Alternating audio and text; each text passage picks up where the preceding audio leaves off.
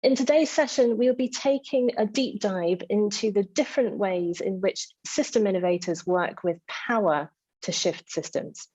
So my name is Jenny Winhall. I'm the Director of Social Innovation here at the Rockwell Foundation.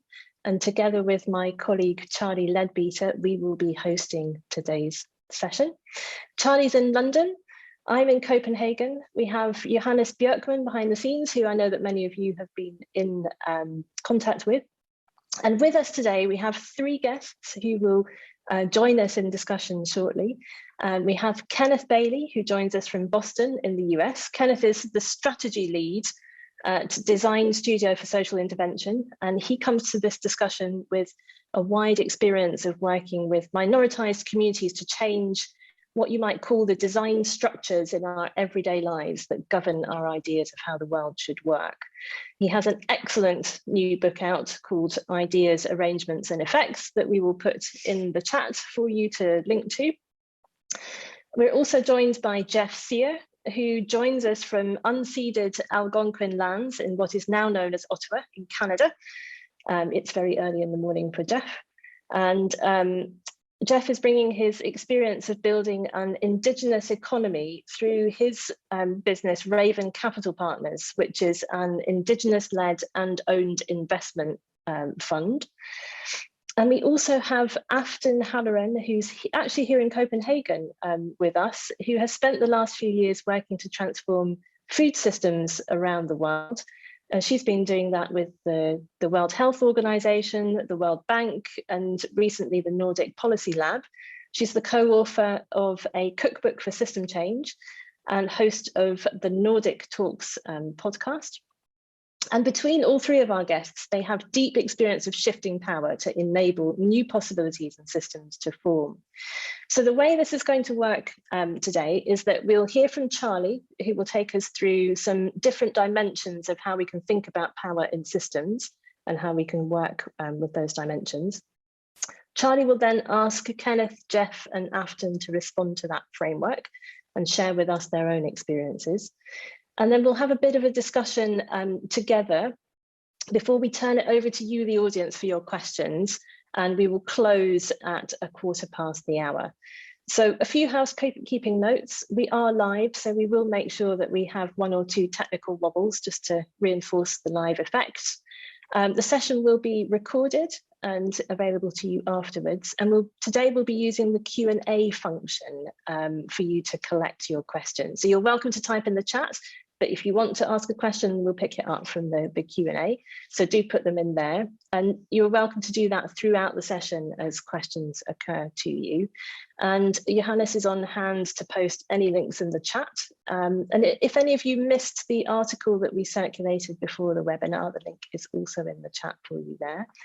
But to get us started, I'm just going to switch over to this overhead view here for a quick look at why it is that we're interested in the role of power in system innovation. So many people around the world think that there are big systemic challenges to which our systems are really struggling to respond. That might be whether you think that's to do with an aging population, inequality in work, mental health, the green transition. And I think we're all gathered here because we're interested in the question of how do you deliberately act on systems and innovate?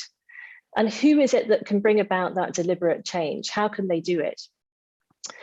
And at the Rockwell Foundation, we're interested in what it means to combine both theory and practice. What can we learn from history about how systems have changed? What can we learn from efforts like the ones that Kenneth, Afton, and Jeff are running today?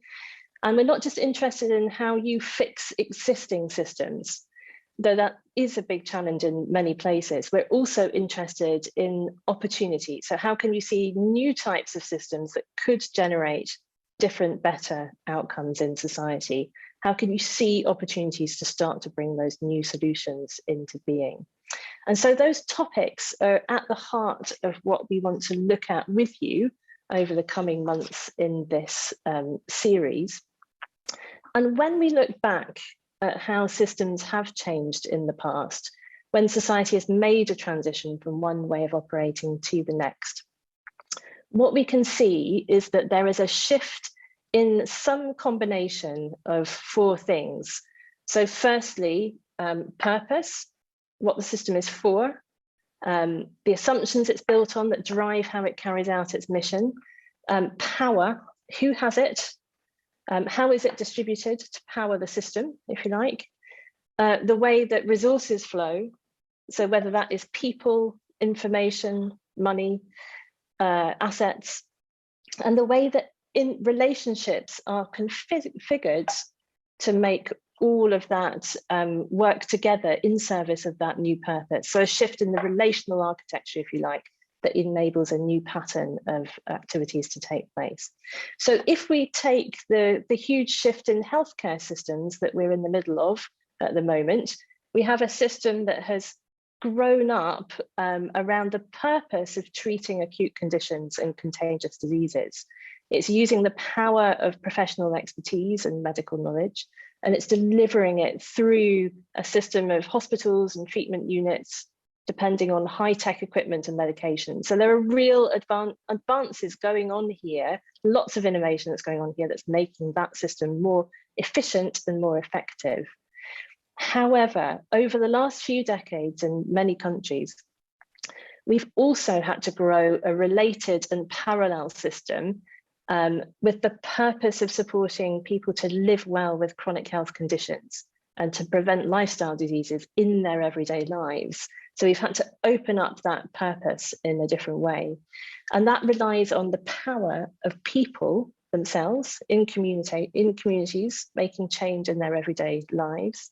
It relies on distributing the tools and the knowledge to help them do so through a really different network of relationships in society that include workplaces, neighborhoods, families, and peer networks. So to create the societal conditions that lead to greater health and well-being, that in turn needs to be funded, measured, co-produced, and orchestrated in a fundamentally different way. So that is a new system that's grown up involving different actors. It's now becoming more and more integrated. So in many of the new challenges we face, like chronic disease, there is an existing system that is sort of locked together, if you like, in a very efficient way for that original purpose that's not any longer suitable to meet the new purpose that we need it to now.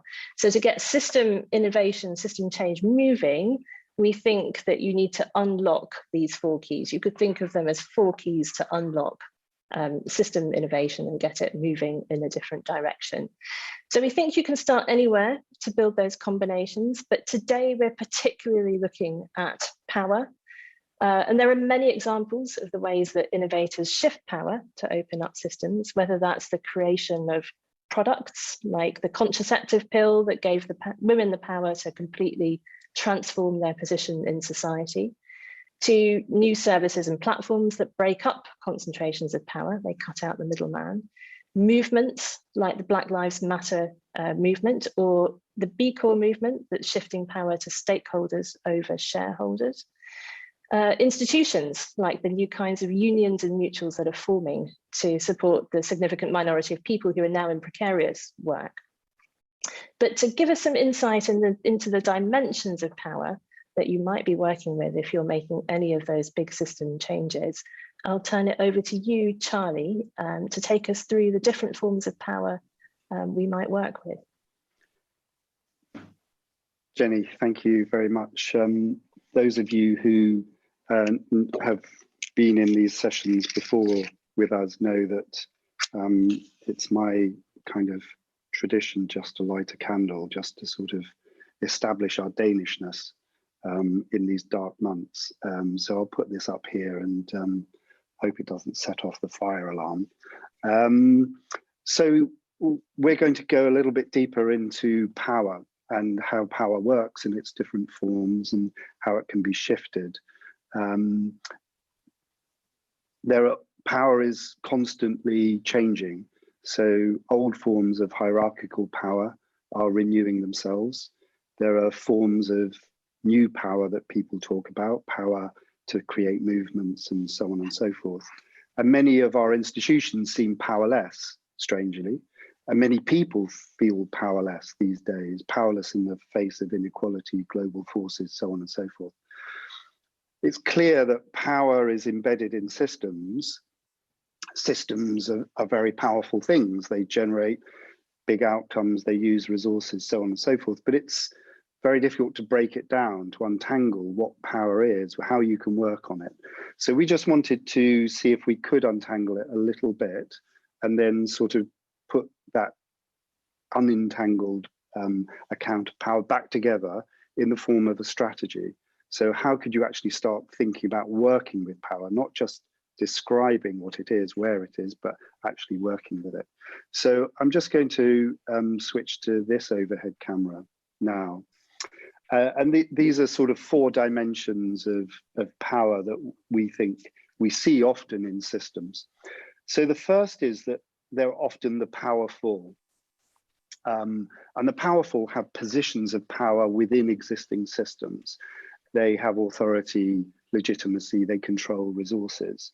And there's obviously a strategy to shift systems, which is about changing what the powerful do. So when Mark Carney a couple of weeks ago went to COP26 in Glasgow and got the powerful in pensions funds and what have you to change the direction of their investing, he was working with existing power to achieve a new direction.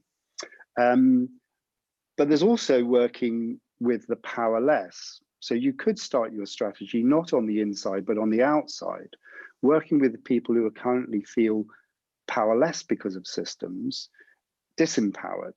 And to start with the story of, well, why did they feel this way? Why did they become put in this position?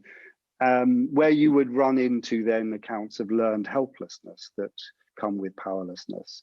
And there's a long tradition here of people working on capabilities, building up communities, generating power within communities. So a second dimension that we might think of is the power to resist and the power to initiate. So the power to resist is a really important power. It's a democratic power, but it's also a power you see embedded in systems when often vested interests in systems resist change. Power to resist is a form of power, but it becomes much more powerful when it also becomes the power to initiate, positive power, to bring about change, to do things, to bring things into being. So one of the questions is, how does this relationship work between the power to resist and the power to initiate, the power to oppose and the power to propose? Then we've got a different dimension, which is power over and power with. So power over is traditional power in many ways. It's A has power over B, men have power over women, the boss has power over the workers. It's power to determine what someone does. Power with is an equally old form of power. It's the form of power that Hannah Arendt talked about. It's the power of concertion, of coming together, joining forces to change things, to generate power through new forms of relationships. And then finally, there's the relationship between, if you like, soft power and hard power. Hard power is obvious. It's in rules, regulations, it's in resources, it's in protocols, it's in laws. Soft power is embedded in assumptions, values, paradigms, ways of thinking, mindsets. It's embedded in the arrangements that Kenneth talks about. So we think that there are these different ways of thinking about power.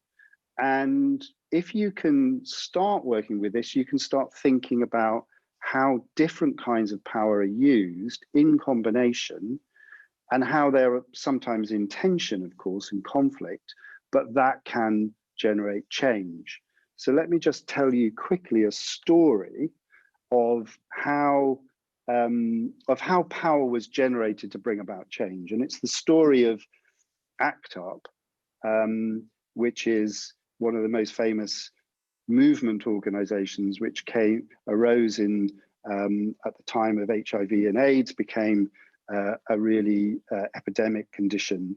And it was a movement largely, not entirely, of gay men. Many accounts of ACT UP from different points of view, I'm going to draw heavily on the account that a guy called David France gives in a brilliant book called How to Survive a Plague. To begin with, in the midst of the crisis as it engulfed them, actually men who were suffering from AIDS and who saw their friends and colleagues dying got together simply to cope, to grieve, to cope with the crisis, to give one another care and support. But they soon after that grew into a movement of opposition and outrage. They became a brilliant movement campaigning to get AIDS to be taken seriously. And what they were doing there was fighting sort of traditional power in the form of politicians who were embedded in Washington, who framed AIDS and HIV as a gay plague. So one of the first things they had to do was, having got together, they had to start using the power of concertation to start changing the frame. And their first battle really was to change the frame. And the way they did that was to reframe what the politicians had framed as a gay plague as a public health challenge. And so they used their power their power of campaigning in a way to change soft power, to change the values, the framing of this whole issue. And what they did when they framed it as a public health challenge was they said, in a way, we're no different. This isn't a different thing. This is just a public health challenge, and we need to respond to it as we would respond to a public health challenge. And so then they began very powerfully, both through brilliant campaigning, but also through a growing body of their own scientific work, to then influence the pharmaceutical industry, referenced here by the microscope. They drew up the most detailed account of where funding for AIDS research went to. They became experts in the system they were trying to change. And they started to build alliances with people inside that system. So rather than treating them as the enemy, they started to reach out and find points of connection with people inside the system. And they did that also with politicians.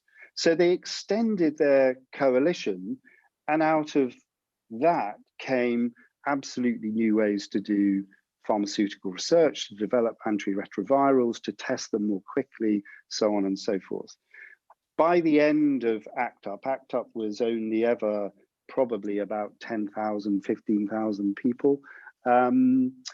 It was full of distress, trauma, grief, argument, conflict, passion. Many people died, but actually the innovations, the change in the system that ACT UP brought about created new solutions much quicker that saved millions and millions of lives. So this is a story about all kinds of power coming together and being in play to shift a system. So if we go back then to our initial model using our 4 dimensions of power, well, how can we tell the story of what ACT UP did? And what can it tell us about how power might work if you're trying to change a system? So where did they start? Well, they started with a very basic kind of power with. And the power of with was, as I said, the power of compassion and care, but it quickly became the power of outrage. So power of with created power to resist. And their initial sense of powerlessness started to generate a sense that they had initiative, that they could start influencing things. And their most important power was then the soft power to reframe the issue and to create a narrative which could then create a much larger coalition. That brought in eventually the powerful and those with power over, and eventually the outcome was that they shifted hard power. They shifted the hard power of rules, regulations, resources, the system. So they didn't start, well, they did start, of course. They were constantly interacting with the powerful. They were constantly interacting with people with power over. Their lever to get in there was power with. And that power with turned from opposition to proposition. They turned from resistance to initiative. They turned from problems to solutions. So this was a crucial step in that transition, that argument. But the other thing that's really interesting about it, I think, is the different ways in which power with plays a role in this story. So initially, their power with was simply about, in a way, care and compassion, but it became a kind of campaign to power to resist.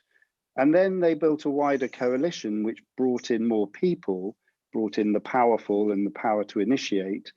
And then they expanded who they were. They expanded their sense of, if you like, the larger us. So the power with became what Alex Evans, the founder of the larger us, calls a larger us. They were building a wider and wider community around the power to change, and they infiltrated then these hard systems to shift them and shift their direction. So that's just one strategy of how power can be generated from outside and inside systems to bring about change. But there are many different ways in which you could organize these ingredients and tell this kind of story and move them around, and the relationship between hard and soft power. And one of the crucial things in this is to think there are all these kinds of different forms of power at play in systems, and how could we recombine them, break them up, reimagine them, reassemble them? And often, one of the things that Kenneth talked about is that we see hard power, but actually to change hard power, you've got to change soft power. You've got to change underlying assumptions, culture, and so on and so forth. So there's a crucial question for all of us, which is, where do we start? And then once we've started and we've decided we're going to start with something, what's the combination of these ingredients that we want to bring about? And how do we get this cycle of power feeding power for change and public good? So that's our account of, if you like, how power can be thought of, broken down, and then reassembled, so we can see how it might be used to shift an entire system. So I'm going to come back now to being present physically, or at least digitally. And I'm going to introduce our panel one by one. Brilliant panel. And so I'm first of all going to come to you, Kenneth, in Boston. Thank you so much for being with us. Ken is both one of the founders and directors of Design Studio for Social Intervention, but is also with his team an author of this fantastic book, Ideas, Arrangements and Effects. And one of the arguments of that is that power is embedded in things. The arrangement of a classroom tells you a lot about what is going to go on there and what is allowed and what is possible. And so to interrogate power, you have to interrogate not just ideas or outcomes, you have to interrogate arrangements. Kenneth, tell us where you come to in this story about power and systems. Well, first, thanks for having me. This is so much fun to be with other people who are thinking about these things. You know, we're often sort of in our own silos trying to do this kind of work. So it's great to be with people who care about the things we care about.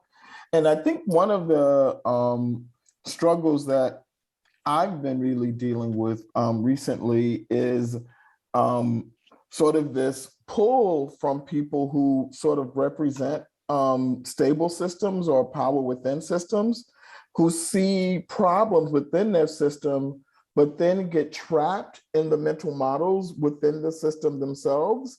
And the nervous system of the system then kicks them back out from actually being able to handle what it is you have to say about the system. So it's like this sort of tug of war within systems. And I see that, so if you take the education system, you'll see that with people who are deeply embedded in the education system, like superintendents and teachers and principals and the like, and even people who are trying to work at the systems innovation level at education, I see this sort of weird tug of war of knowing that there's something off, but not wanting to face that what's off isn't the behavior of the people evidencing the problem, but there's something off at the way in which the larger system is arranged, and what the system then assumes about bodies, what it assumes about things, and not knowing how to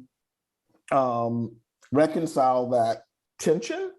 So that's one thing I think that comes up for me. And then the other thing with, given that we have this wonderful audience of people who are also trying to do systems change, I think the other thing is for small sort of radical design studios like ourselves, yes, it's true, Anna. And it's like, what do we do about that? Like, I feel like we have to figure out some kind of way to flip the idea that educators are disempowered. But that's one of the things I'm talking about. And the last point I'll make here, so we can hear from other people, is for small radical sort of design firms like ours, the power to continue to model and represent and embody the worlds we want, and to take those worlds to scale and to have more people know about them and to know we exist, and to know that other ways of being in the world can be imagined and co-designed, is another problem with power, because there's the power of trying to, alter the world as it is, and then there's the power of having people engage in new relational architecture. I love that term. And I find that it's often difficult to find the right set of resources to really take the kinds of co-designs that we are imagining with communities. And we often design with the people who are, I guess you would call the end users, or the most vulnerable to the problems and systems, and who typically have the least amount of financial and other kinds of capacities to literally help us instantiate these kinds of designs. So those are two of the things I think that come up for us. So those are great questions. So I think that question of how you embody a new way of being, living, acting is a question that both Afton and Jeff, I know, have been involved in. You can't just do it in theory. How do you actually develop that as a capability rather than just an idea? But can I just ask you one question then, Kenneth? Because I love this sense of this tug of war. We meet everyone on this call will meet a lot of people who say, I recognize the system is malfunctioning, I recognize the problem, but I can't step out into another world. That's too risky. So I try and solve the problem within the system that's creating it, and that just brings you back to the same system logic. And you talked about reconciling that. Do you think that is true, or do you think that there is also a necessary element of conflict, disruption, tension, kind of, that it isn't necessarily just reconciled to begin with? You have to break out of things. Oh, I totally think we have to break out of things.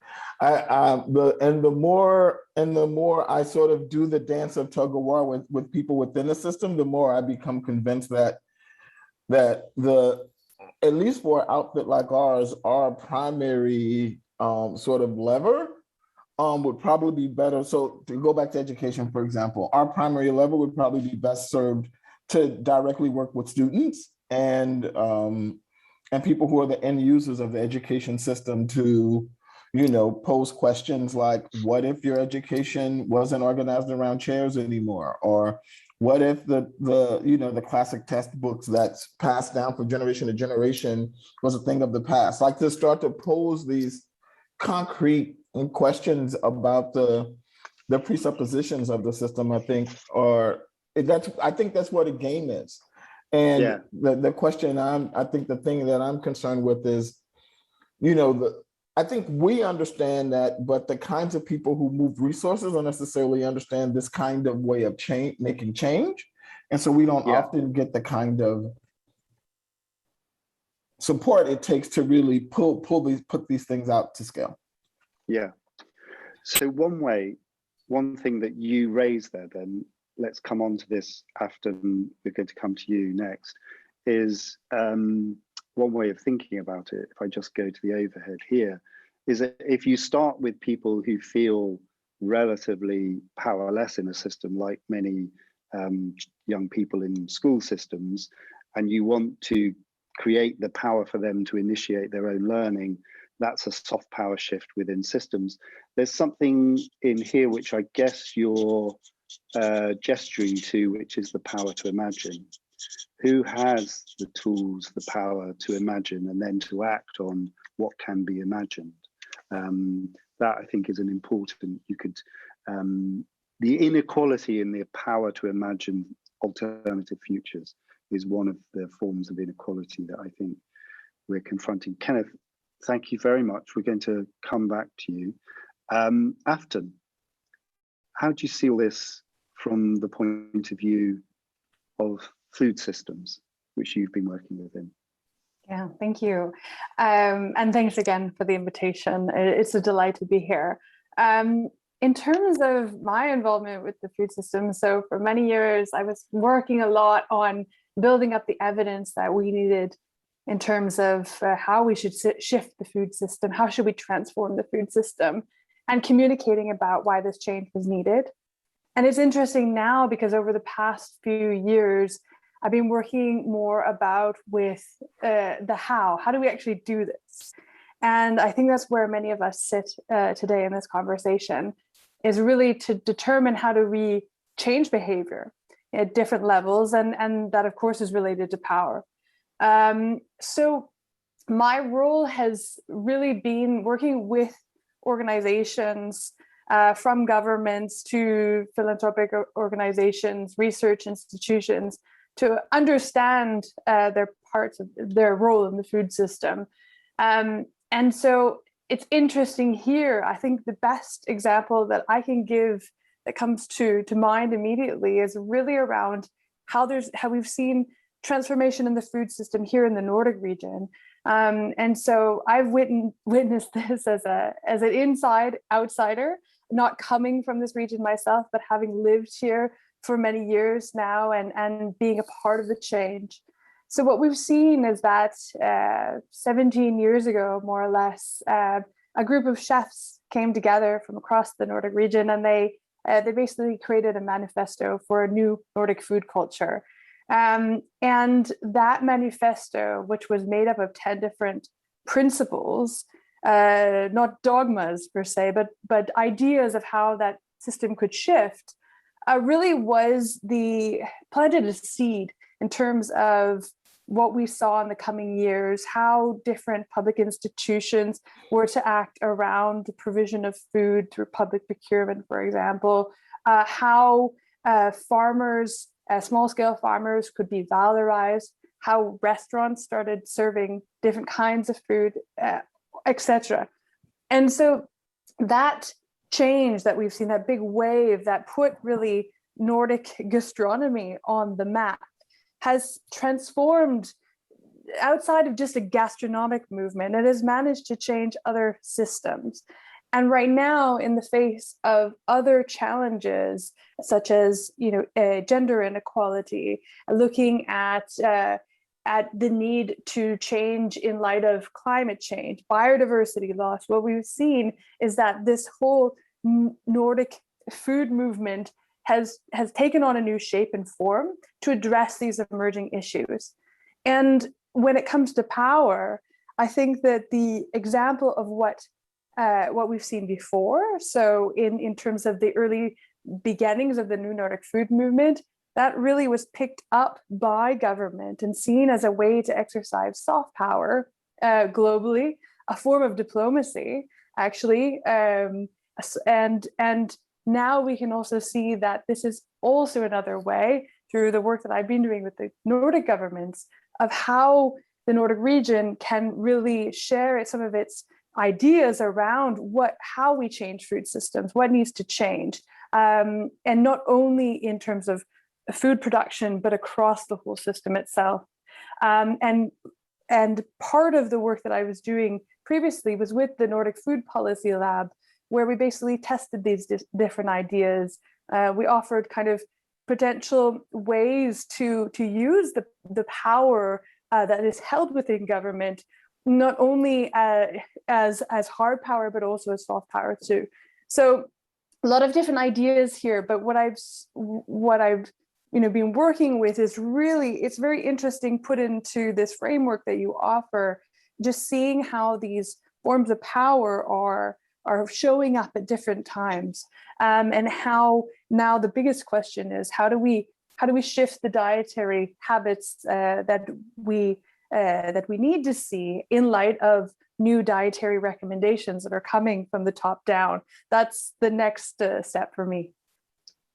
And so that's a story about the power of a group of people to come together to create an idea, kind of soft power, to imagine a different kind of food that then sort of doesn't really know where it's going. It's sort of in gastronomy, but actually it then, connects with other forces that come through, connects with, taken up by, seen as an opportunity by those with traditional power.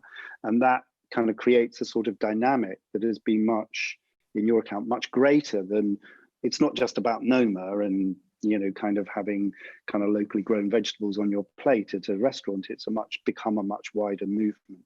And so it's sort of acquired all of that sort of snowball, I suppose, in a way, sort of cultural and system snowball. What's the biggest single shift in systems that you've seen as a result of that, would you say? I think it's in recent years is really the putting food systems on the agenda. So the acknowledgement that it's not just about gastronomy, or it's not just about food production, nor is it about consumption or the food industry, but it's about the system as a whole.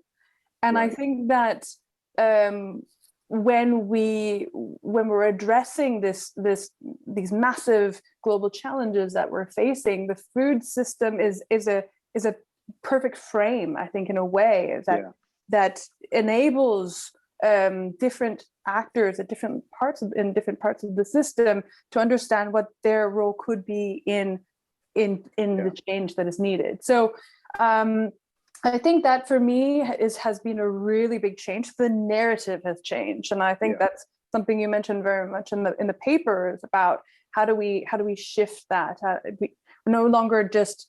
It's no longer pointing our finger just at the production side, but acknowledging that we all have a role to play in improving our food systems.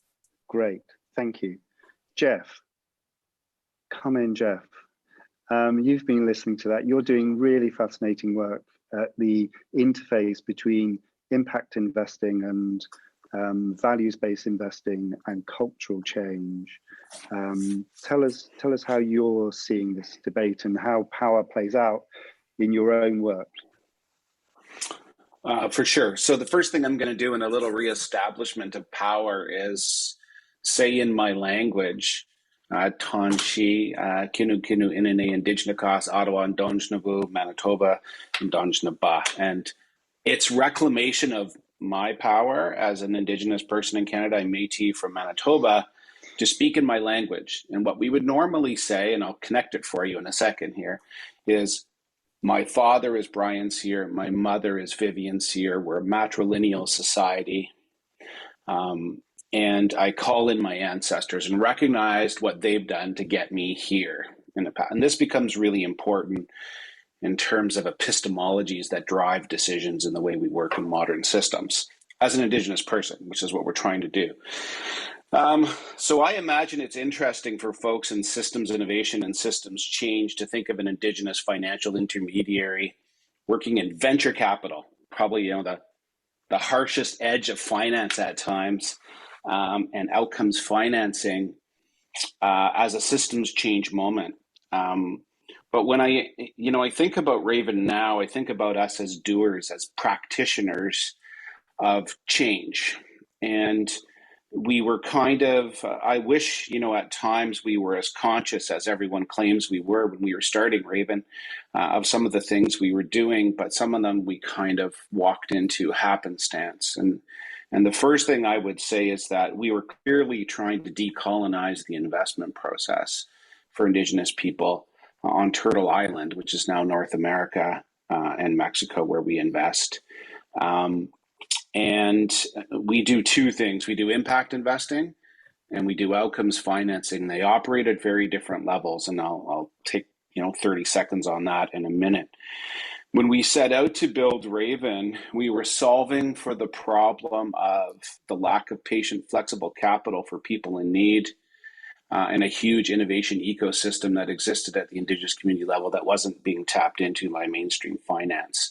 And so you can start to see kind of tendrils of how power had established itself through colonial economies, which, very importantly, were extremely extractive, both of, raw resources, but also human resources, and very importantly, wealth.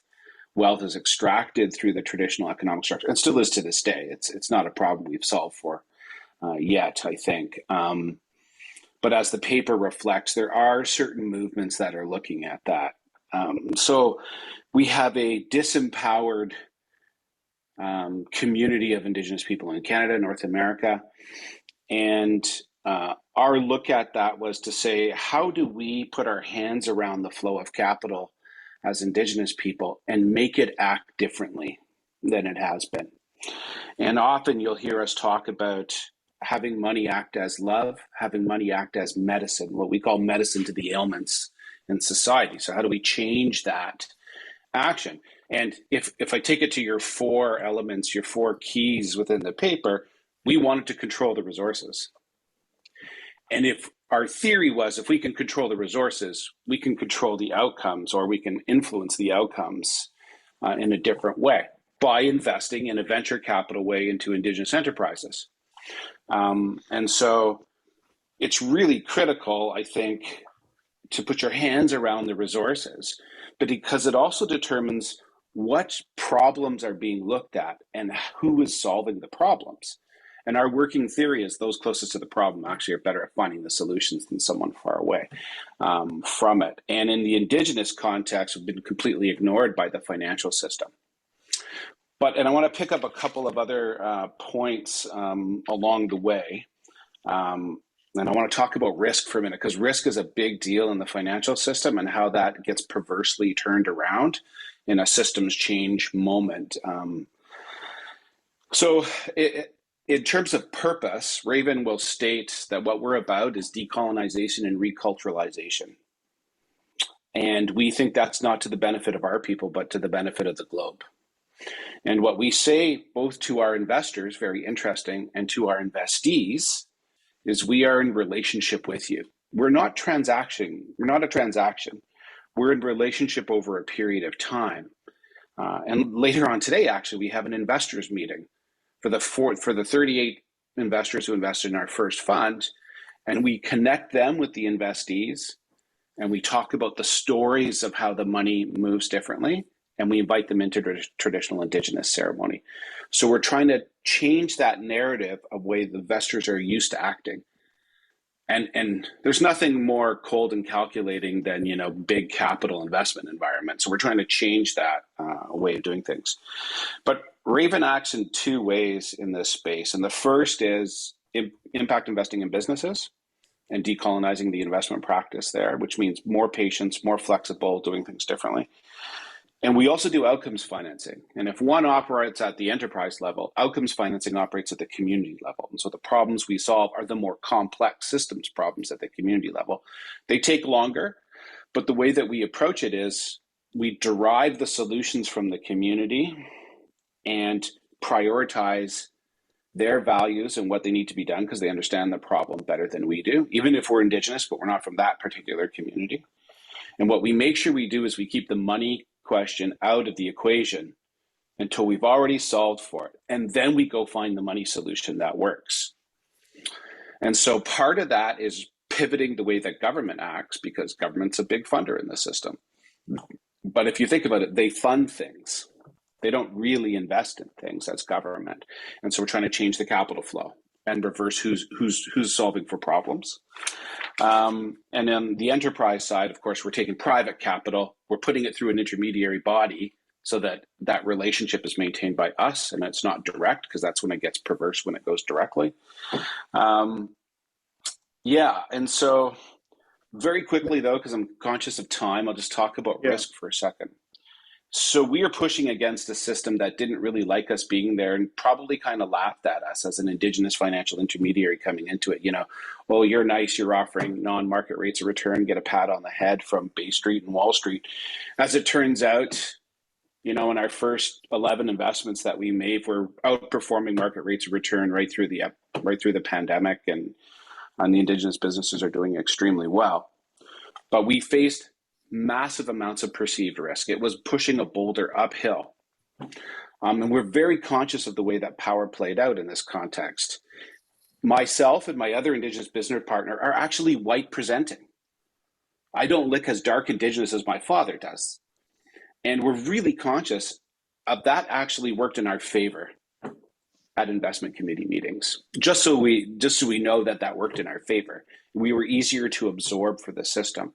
And what we're doing is cutting the path for the next group of Indigenous financial intermediaries to come through, you know, that the system will be used to it. And what I can say in my closing here on this is that we had 31 investors in our first fund, which is $25 million fund. We're going to, in Q2 next year, raise a $75 to $100 million fund, and we have 81 investors lined up for it. So it's we're shifting what's happening inside the system a little bit in that. So I'll stop there. Yeah. They're queuing up for your values. I mean, they're queuing up for your view of the world, right? They're not just the opportunities, they're seeing in your view of the world real opportunity. I just want to ask you each then to if you've got any kind of thoughts or comments about what you've heard from one another, but let me just three things that strike me. The first is the power of ideas that come from outside. So Jeff starts with Indigenous capital, Indigenous perspectives on the economy. Afton starts with, you know, a group of gastronomers with a different idea of food. Kenneth starts with people who are kind of on the outside of education system. And there's something about the power of ideas. So think big from the start, I suppose, would be one kind of, you know, be ambitious, because actually being ambitious gets you traction. And the second is the importance of relationships. So I think, Jeff, central, if I've understood it, central to your story is you cannot just invest in an enterprise here and an enterprise there and a project here and a project there. You have to build up the capacity of communities to really be ambitious, to set high expectations, to say what they want, to articulate their vision.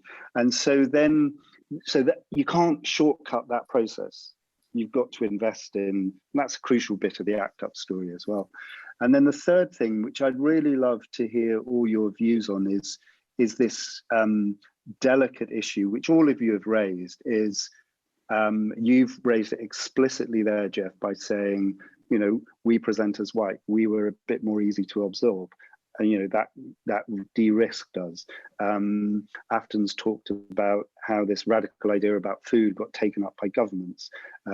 Kenneth's talked about the constant problems of dealing with people who've got problems in systems, but they don't know how to deal with us, and then they split us out again. And so, how do you work with systems, knowing at the same time that there are some people inside them want to change, but there are very powerful forces that will resist that?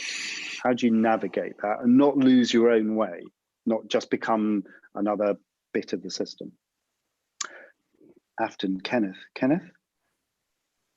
any thoughts? I think quite often we have to then try to find unlikely allies tangentially to systems. So like calls like this, like we're trying to do a project like called Public Kitchen, where we pose the question: if kitchens were public like schools or libraries, how would they change social life? Afton is thinking about food as well. When I talk to people in my own circles about these questions, they want to make it a capitalist enterprise where we're trying to rearrange social life. So it's these kinds of opportunities to try to find other kinds of partners, allies to help you move in other circles, I think is one way. But it's hard. I would be lying if I said, getting to epistemology, like so many of the mental models that we're trying to work up and against are the nervous systems that come with those ways of thinking and knowing what the world is and how it works.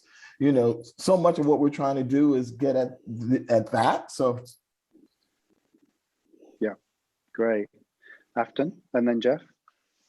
Yeah, no, it's a really good question, and it's something that I confront all the time. So a good example of that would be how I have, in the last 2 years, I've started to work a lot with public people working in the public health sector, the ministries of health.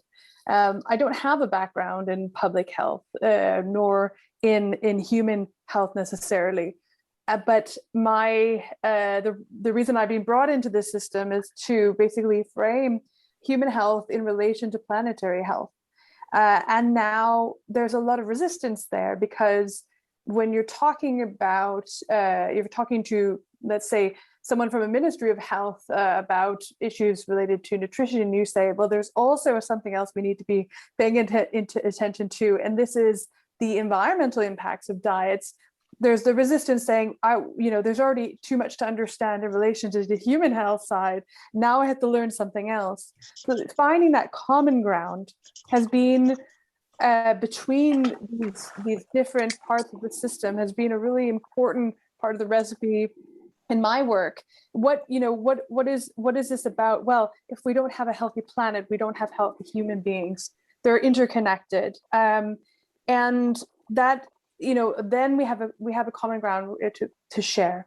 Another kind of part of this has always been for me to find who are the kind of undercover system changers within a system or within an organization, and really find those people first, to try to understand the environment that I'm working in, and what kind of challenges we might be up against, because then you can find that bridge who can also help you be the intermediary between these different worlds. So I think it is to really understand where the resistance is coming from. You do have to understand that side of the story, and so I spend a lot of time trying to really do my research and understand what we might be up against when we come into that, and act in a way that is within shared interest. So become an expert in the system you're trying to change, and find the people in that system who themselves are frustrated by it, and see that there's a need for change, and try and make alliances, bridges with them. Jeff? Yeah, I think I would make 3 points on top of Afton and Kenneth's brilliant points here. One is allies from other sectors who are disparate, who you didn't expect to be in there for sure. And on our type 2 diabetes work in the community, where we're going to do an outcomes finance contract, we brought a disparate set of allies around the table, including 3 levels of government, gave an opportunity to touch and feel things they have not in their current day-to-day jobs. And I would echo Afton's comments. What I seek to do is put things in words and terms that actors, those with power with or over inside systems, can understand and can relate to. So put it in their words, and within sometimes their statutory responsibilities, things that they can understand and kind of draw into that. 2 is, I've started shifting our work, which is outside the impact investing work, but with others on the outcomes financing side. I now strike relationship agreements with people. Basically, it's just what you would formally call an MOU or something technical, but now I've started to call it, I'm in relationship with you. I actually care about what happens to you, so I want to know about your children and your family, and you should know about mine and what motivates us to do the things we do. So you kind of co-opt the space, and maybe it's a little guerrilla warfare in here. But and the last thing I would say is, I think my experience has taught me to build vehicles to bring people in that they can understand. So an investment, so that's why we did a fund, a traditional venture capital fund. What? People understand that mechanism. Once that fund hits our doors, and once we are the ones managing and putting the money out the door, that's when innovation happens. That's when the creativity happens, and it opens up an innovation space. So building the vehicles and opening up the space. Great. So hopefully that's helpful. So create openings, create a language that draws people in so that then the relationship can start to change how power works. And that creates a new kind of dynamic. But unless you can create that relationship, that's not going to happen. Jenny, I'm going to come back to you now and ask you whether you've got any thoughts on what kind of questions we might have been having from the Q&A and in the chat, and whether there's anything you want to pick up. Definitely. So there's lots going on in the chat, and we have people from Gaborone and Botswana, we have people from Singapore, from Barcelona, from the Netherlands, from New Jersey, from Italy and Denmark. And they're all coming from lots of different types of systems and thinking about how they operate power within that. And just to give everybody a chance to put a few more questions in the Q&A. I'll start with a question that I have for Kenneth, actually. And Kenneth, you talk a lot, or you talk in your book a lot about why it is important to move from opposition to proposition. You talk about propositionality and why that's important. Would you be able to give us just an example of how you do that in your work, what that looks like, and why you think it matters to make that difference? Well, I don't think that we don't really see, well, one, I think in the United States, particularly, but I don't know what it's like. I think in other parts of the world, there's a stronger cultural context for sustained protest politics. Like, ideally, I would love it if we had a global general strike. Like, that would be great for me. You know what I mean? Like, if we were all like, we're going to hold out for 5 years until we figure this decolonization stuff out, we figure climate out. But, for some odd reason, globally, we're just not there. And so we have to have other ways for people to enter into the space of civil society and trying to make the world a better place. And I think that, we haven't really invested in as much in the idea of a propositional politics where you propose snippets of the world we want. People can start to step into that, and then people start to hang in for the things that they are excited by, that they want to see instantiated in the world. Like this idea I was saying, public kitchen. For me, that's an idea of propositional politics. We also do another test called dance court, because basketball courts and tennis courts are ubiquitous in urban context, but there aren't places for people to dance in everyday life regularly. And so there are ways of people just getting into practice around inventing new ways to be inventing new forms of sociality that are already familiar but aren't instantiated in public space and don't have government funding and all of this. And it gives people a way into doing that kind of learning about other. It's a more fun way of engaging into regulation and policy and all of those things when the thing you're fighting for is the thing you can experience, you can embody. I'll stop there. I can talk too much about that. That was excellent, thank you. So there's something about being able to build something tangible and physical that becomes a sort of attractor into that new sociality that you talked about. Do you see? I don't think that there's any way around it, but I think you guys are hearing me complain. it's it's not understood in our context as a legitimate way of moving towards change. If you know people who get that and are interested in supporting us and working with us, we need help, because it's so countercultural in this context to want to propose our way out versus, protest our way out, which I'm down with, but we just need other vehicles.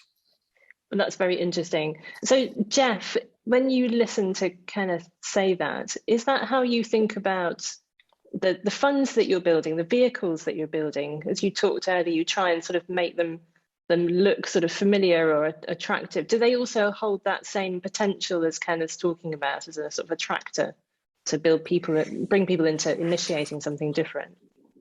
Yeah, absolutely. I mean, I guess they're not a pure physical space, but we use it as a means to draw folks in. And, one of the, and then I got to comment on something Kenneth just said, so I'll just answer this one first. So one of the things we did is, because we didn't really like the impact measurement frameworks that have been used globally through GIN and IRIS and these other ones, it just didn't really suit the Sustainable Development Goals, where they're okay, but you could drive a couple trucks through those goalposts, like they're pretty wide open.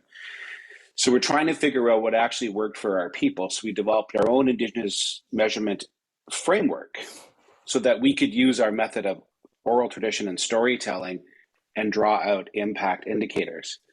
Now, what we did is we actually birthed this in a ceremony on Zoom, weird, where we had a traditional fire and a firekeeper on a beach, and then we had our investors around the Zoom call, and we had a traditional bentwood cedar box where we placed the rim, the paper document, in. So to us now it's alive. And so now our responsibility is attached to that. But it created a place to draw those investors deeper in to the epistemology which drives Indigenous people and our way of looking at the world. So it's a metaphysical, it's not really a physical space, but it is. I mean, in reality, we would do this in person if we could, in a, like the before times sort of thing. And I think we're going to get back to that. The other thing I wanted to say to Kenneth, it's really interesting, because what came into me is we would have a council fire where we sit around, where traditionally you'd solve problems at a community level. And there's roles for everybody at the council fire.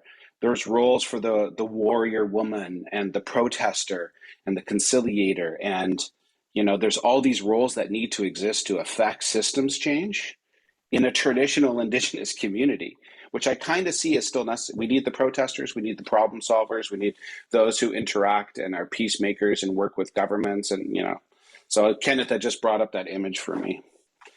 I love it.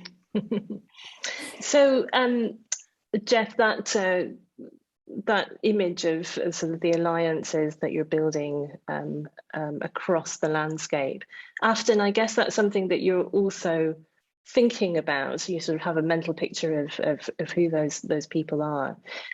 We have a question in the chat specifically for you about the power of culture in food, which I guess we might talk about as a form of soft power. Could you say a little bit about how you have worked to shift that soft cultural power around food? And this question is from Anna. Yeah, thanks so much. I mean, I think here it's such an interesting question in relation to food, because when we see the use of hard power in telling people how they should eat, for example, how they should shift their dietary patterns, we see that really doesn't work. A great example here in Copenhagen, in Denmark, was when the government said it wanted to institute vegetarian days in public institutions. And that fell flat on its face, because the approach was removing something from people, and forcing them to eat in a way that they didn't want to. And in another way that has been working much better is actually just a policy to slowly transition towards more plant-based foods in public canteens. So that's a transition over time. People do not necessarily see great changes day to day, but slowly they're experimenting with new foods. They're tasting cuisines from other parts of the world that actually are able to make some of the foods that people are reluctant to consume it tastes better simply because they've never tried them before.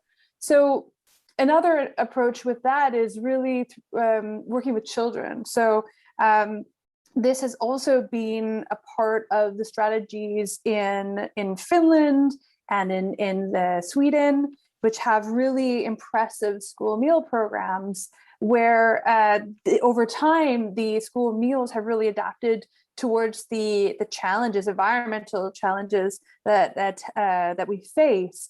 And you can see that children are great kind of vectors of spreading information to their families, promoting different dietary patterns, bringing that knowledge home because of what they're able to taste and learn about in school. And so food is not just a sense of a form of nourishment, but it actually becomes then a tool for education as well. So that is, those are some ways that culture can change. Again, someone said, what do you wish you had more of? And I would say it'd be time and, the ability to speed things up. I think that's probably my biggest concern, is that a lot of the changes that we see do happen a little bit too slowly in the face of the challenges that we have today. So yes, I think I'll stop there in light of time. Thank you so much, Afton. So we have a question from Jessie about whether the growth phases that systems go through of disruption and innovation, whether that point in time is the one that provides the best time to see what's driving those shifts, and whether you can see power differently at that moment in time. And Jeff, maybe I come to you on that, because you are in Canada, you are in the middle of a new process of reconciliation, which you could say is a new kind of a change going on. Is that something that you recognise, or where do you think you can most see the changes going on right now? Okay, so one optimistic response and one pessimistic response on that question. One is, optimistically, we had a Truth and Reconciliation Commission in Canada, actually led by the survivors of the residential school, all the elders who drove that process, which had a report in 2015, which sort of drove the Canadian psyche, or brought an awareness, was very, publicly followed in news media and elsewhere. And it prompted some changes. Interestingly, the churches were the first to actually make changes, then followed by academic institutions and governments around reconciliation. But it took 200 years to colonize. It's going to take a long time to do reconciliation, and you start with education systems if you really want to get at things. But unfortunately, I used to see that as a closing window, an opportunity in time, but the window was slowly closing. There's a couple of events that changed that. One was Black Lives Matter, actually, out of the United States. So it started to bring this sort of realization and acute awareness inside systems and it really started to call out businesses and organizations which were acting with good intention, and those were acting with sort of a fake marketing intention to say we're doing good things, but if you look deeper, it really wasn't there. Then what happened is the discovery of all the murdered children's bodies at the residential schools over the last 6 to 12 months, which is, by the way, just the tip of the iceberg. That's 3,000 to 4,000 bodies. That's 4 schools. There's 159 official residential schools, and they only closed in 1997. This isn't actually an old problem. This is just right there. And the same thing happened in the United States and Australia, New Zealand, and how colonial governments operated. But it is definitely a point in time where there's a shift, and what we're trying to do is definitely take advantage of that shift. Now, I don't really want to guilt the world into doing the right thing. You want people to do it for their own reasons, and so our approach to folks is very engaging. We want to draw people into the discussion. We don't want to be. There's a role for fighters. Like someone asked about the Occupy Wall Street movement. That's a role for fighters. Raise the issue. The solutions were weak, but the issue was raised at least. And in Canada with the reconciliation movement, It's a deeper, you'd be surprised how many Canadians don't know about their own history. And so the one thing I would say that's a bit negative about that is very exhausting on Indigenous people, because we wear the role of having to educate, but we're the ones who are still trying to deal with the intergenerational effects and what happened. So it can be very mentally and emotionally exhausting, and you got to guard yourself if you're working on the front lines of these things.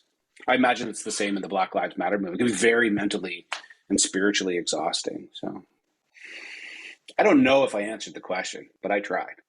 I think you gave a very strong picture of that moment of both sort of shift and opportunity at the same time. So Charlie, there are lots of questions still in the chat that we will not get to today, but maybe we can turn back to you for a little synthesis before we close. Yeah, brilliant discussion. Thank you so much, Jeff, Kenneth and Afton, and for all your questions as well, everyone. So I'm leaving more optimistic than I came in, because I think we've heard stories about how groups of people can get together, can shape big ideas, and those big ideas can ripple through systems, and in unintended, unforeseen ways, they can connect with other developments and bring about change, but it's not easy.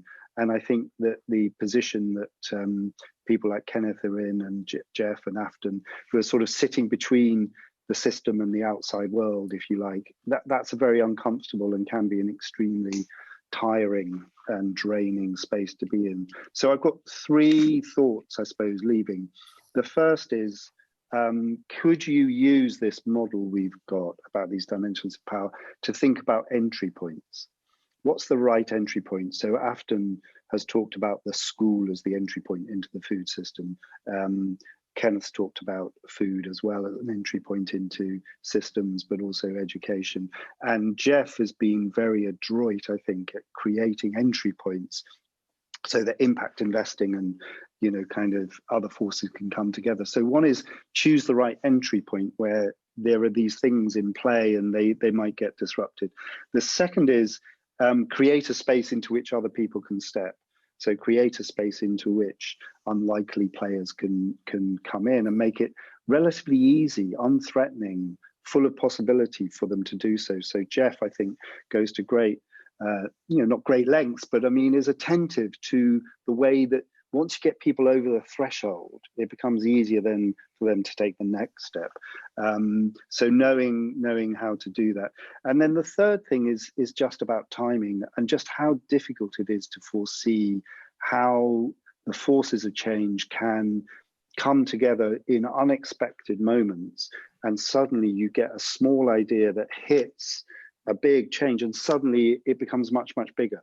And so spotting that possible moment, waiting for that moment to come, not giving up on it. It was Milton Friedman who said, all the ideas are lying around. It's actually what they're there for a crisis. And when the crisis comes, the ideas get taken up. So it's so important that we have a portfolio of possibilities that are still there when crises come. And then you can get this new kind of assembly of power to take them up. So, so choose your entry points, build spaces, vehicles, programs, convenings that people can step into, and look out for timing, look out for the moment when a small idea can suddenly become big and can animate much, much bigger systems. But thank you all for your contributions. And thank you very much, Charlie, for that. So all it remains for me to do is to thank all of our incredible guests for sharing such wisdom and depth from the work that you have been doing. And to you, our audience, for all your generous participation. And also to our Rockwool Foundation team, who are themselves trying to innovate the systems here in Denmark through their work. And to say that our next event on the next of our 4 keys is coming up in December. It's all about how to work with purpose to shift systems.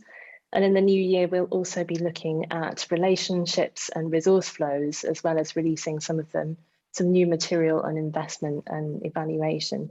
So we're always keen to hear from you. If you have further thoughts or suggestions on the article, please get in touch, or any links, resources, case studies you'd like to share with us, the community, please let us know by emailing us at systeminnovation.org.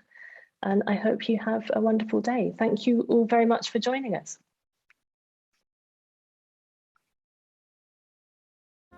Charlie, blow your candle out.